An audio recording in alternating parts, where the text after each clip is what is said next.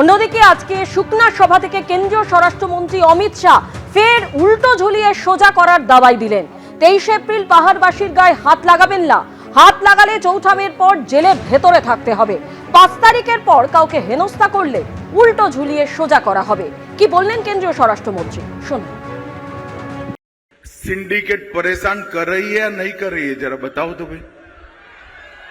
ममता के गुंडों का त्रास है या नहीं है? अरे जोर से बोलो, है या नहीं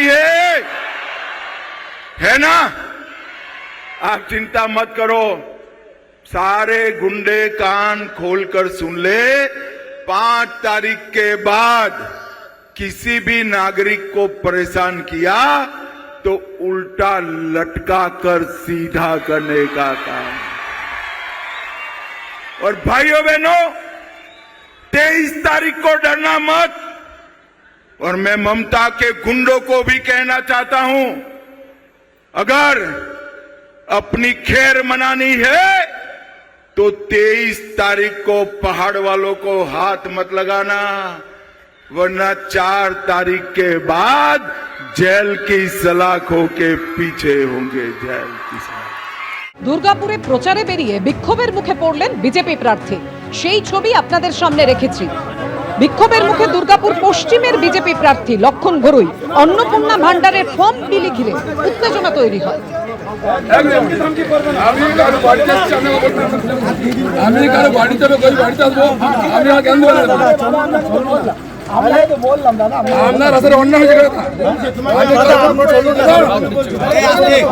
আমি ওই বাড়িতে এসেছি আর আপনার এসে বাড়িতে বলছেন আমরা বললাম ফর্মটা ফিল আপ করবেন।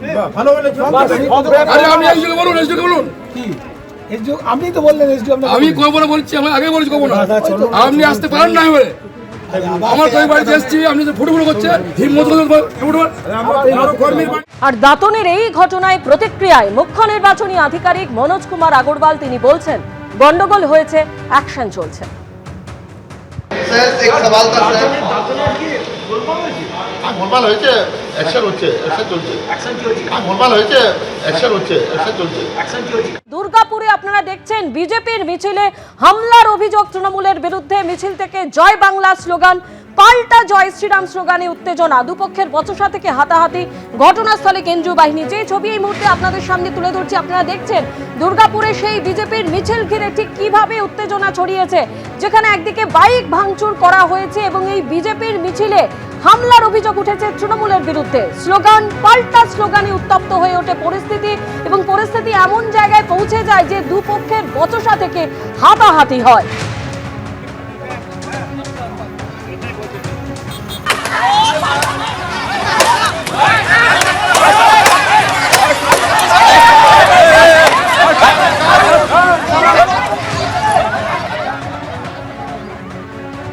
প্রচারের শেষ দিনে যখন দুর্গাপুরে দেখা গেল বিজেপির মিছিলে এরকম উত্তপ্ত পরিস্থিতি, আর অন্যদিকে দাতনে কিন্তু একইভাবে ধুন্ধুমার পরিস্থিতি তৈরি হয়।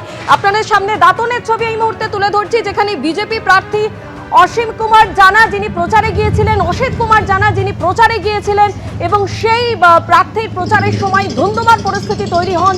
বিজেপি প্রার্থী তিনি আহত হন, তার গাড়িতে হামলা চালানো হয়, এমনকি গাড়িতে আগুনও ধরিয়ে দেওয়া হয়।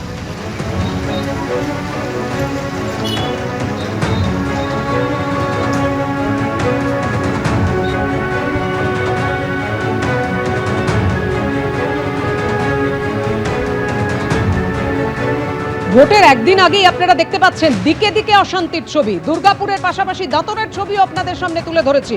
দাঁতনে বিজেপি প্রার্থীর প্রচারে হামলার ঘটনা ঘটল, আহত হয়েছেন বিজেপি প্রার্থী অজিত কুমার জানা। তৃণমূলের বিরুদ্ধে হামলা চালানোর অভিযোগ করেছেন বিজেপি প্রার্থী। বিজেপির বিরুদ্ধে পাল্টা হামলার অভিযোগ তৃণমূলের।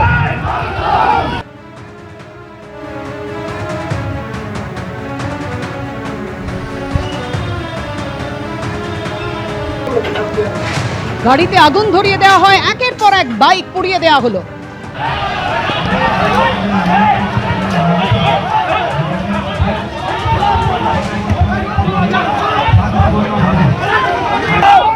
দাঁতনে বিজেপি প্রার্থী যখন প্রচার করছিলেন সেই সময় হামলার ঘটনা ঘটেছে বলে বিজেপি প্রার্থীর অভিযোগ। বিজেপির মিছিলে হামলা হয়, গাড়িতে হামলা হয়, গাড়ির কাচ ভাঙচুর করা হয়েছে। দেখতে পাচ্ছেন সেই মুহূর্তে ছবি রেখেছি আপনাদের সামনে। একের পর এক বাইক ভাঙচুর করা হয়, আগুন ধরিয়ে দেওয়া হয়। দুর্গাপুর থেকে দাঁতন, দিকে দিকে উত্তেজনার ছবি ভোটের একদিন আগে।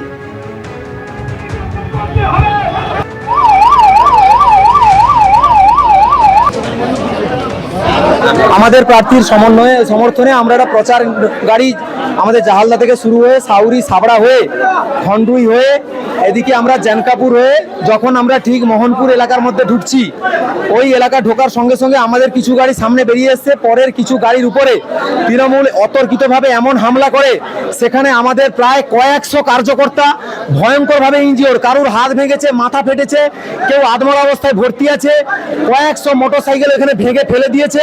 প্রচুর কার্যকর্তাকে আমরা এখনো পর্যন্ত খুঁজে পাচ্ছি না, কন্ট্যাক্ট করতে পারছি না। যতবার আমরা পুলিশকে ফোন করছি, ফোর্স পাঠাচ্ছি, এখনো পর্যন্ত আমরা পুলিশের কাছ থেকে সেই রেসপন্স পাচ্ছি না।